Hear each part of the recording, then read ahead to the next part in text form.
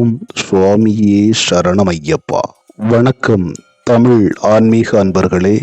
பக்த கோடி பெருமக்கள் அனைவரும் பெரும் ஆவலுடன் எதிர்பார்த்து கொண்டிருந்த சபரிமலை மண்டல பூஜை மற்றும் மகர விளக்கிற்காக ஐயப்பனை விரதமிருந்து தரிசிக்க மாலையிடுவதற்கான மங்களகரமான கார்த்திகை மாதமானது தொடங்க இருக்கிறது.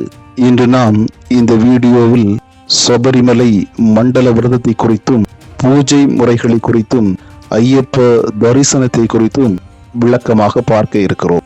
இது வெறும் விரதம் மட்டுமல்ல, வாழ்க்கையை மாற்றுகின்ற உன்னதமான யோக பாதையாகும். உடல், மனம், ஆன்மா மூன்றுமே ஒன்றாகின்ற ஒரு உயர்ந்த பயணமாகும். நம்முடைய மனதை சுத்தப்படுத்தி மனதில் இருக்கின்ற தீய எண்ணங்களை அகற்றி நமக்குள்ளாகவே ஆன்மீக சக்தியை வலுப்படுத்துவதற்கு இந்த நாட்கள் நமக்கு பயன்படும். இந்த ஆண்டிற்கான மகர விளக்கு மற்றும் மண்டல பூஜைக்காக சபரிமலை ஸ்ரீ ஐயப்பன் கோவிலானது திறக்கப்படுகிறது. கார்த்திகை மாதம் 1ஆம் தேதி முதல் ஐயப்ப பக்தர்கள் மாலை அணிந்து விரதத்தை தொடங்க உள்ளனர். இந்த நிலையிலே மாலை அணிந்து விரதமிருந்து ஐயப்பனை தரிசிக்க செல்கின்ற பக்தர்கள் நிச்சயமாக கடைபிடிக்க வேண்டிய முக்கியமான 22 விதிமுறைகளை பார்க்கவிருக்கின்றோம். இந்த விதிமுறைகளை முறையாக கடைபிடித்தால் ஐயப்பனின் அருள் முழுமையாக கிடைக்கும் என்று குரு சுவாமிகள் சொல்கிறார்கள். ஆண்டுதோறும் சபரிமலைக்கு செல்லும் பக்தர்களின் எண்ணிக்கையானது அதிகரித்து கொண்டே வருகிறது.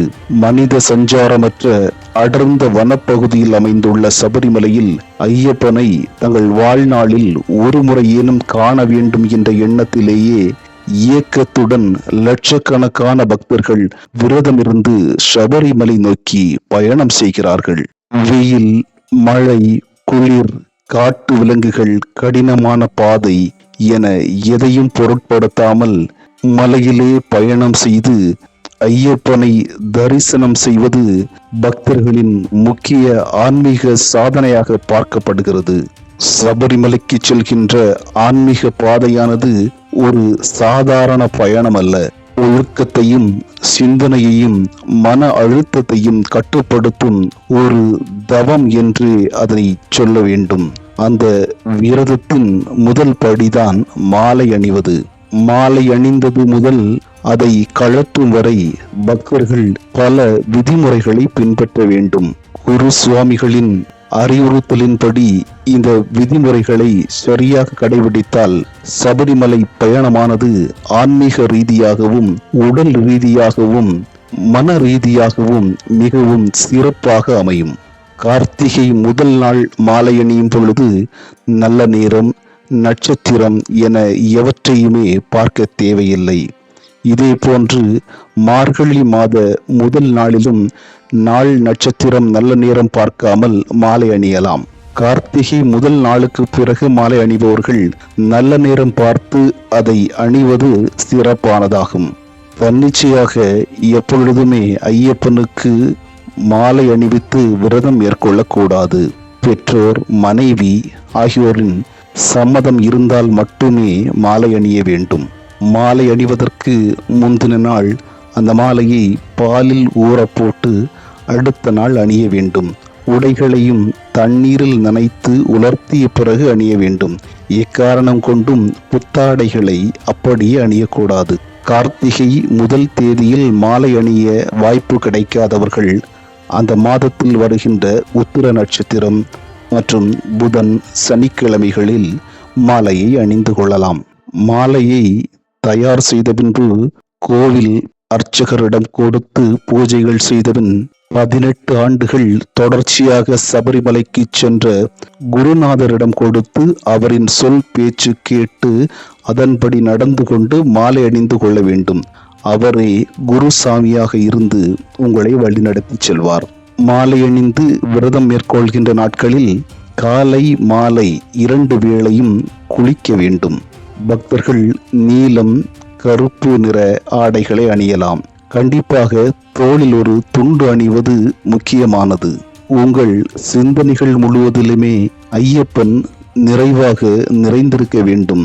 அனைத்திலும் ஐயப்பனே குடிகொண்டிருக்க வேண்டும்.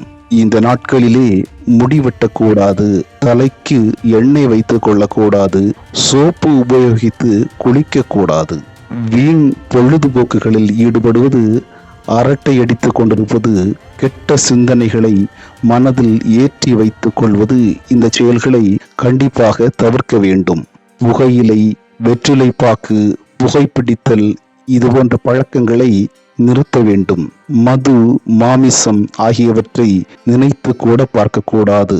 பகல் நேரத்தில் தூங்குவதை முழுவதுமாக தவிர்த்து விட வேண்டும். இரவில் வெறும் தரையில் தாங்கள் அணிந்திருக்கின்ற துண்டை விரித்து அதன் மீது மட்டுமே உறங்க வேண்டும்.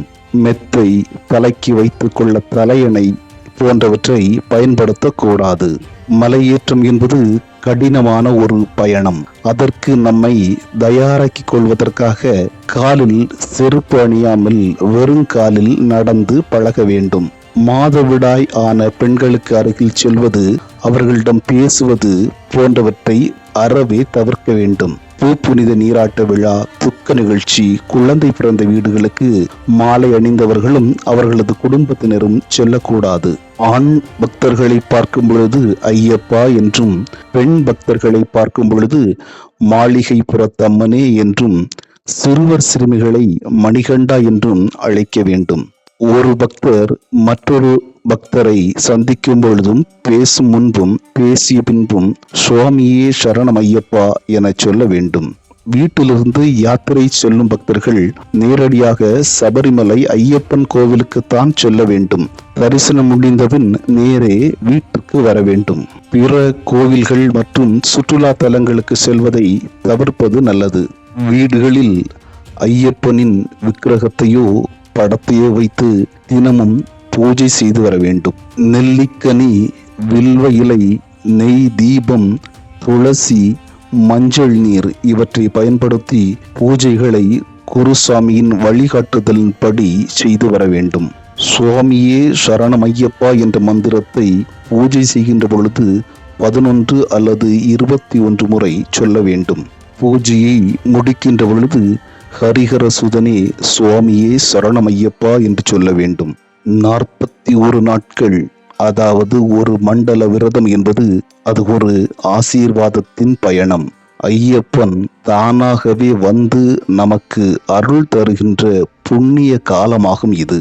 இந்த நாட்களில் நம்முடைய உடலையும் மனதையும் சுற்றுப்புறத்தையும் தூய்மையாக வைத்திருந்து ஐயப்ப பக்தியை நம் மனத்துள் முழுமையாக செலுத்தி நம் எண்ணங்களிலும் செயல்பாடுகளிலும் ஐயப்பனையே முன்னிறுத்தி விரத முறைகளை முழுமையாக கடைபிடித்து அவரை தரிசித்து வந்தால் வாழ்வின் அனைத்து துன்பங்களும் நீங்கி ஐயப்பன் தனது அருள் ஆசீரை என்றென்றுமே நிறைவாக பொழிவார் என்று ஐயப்பனின் அருளாசீரை என்றென்றைக்குமே நாம் நிறைவாக பெற்றுக்கொள்ளலாம்.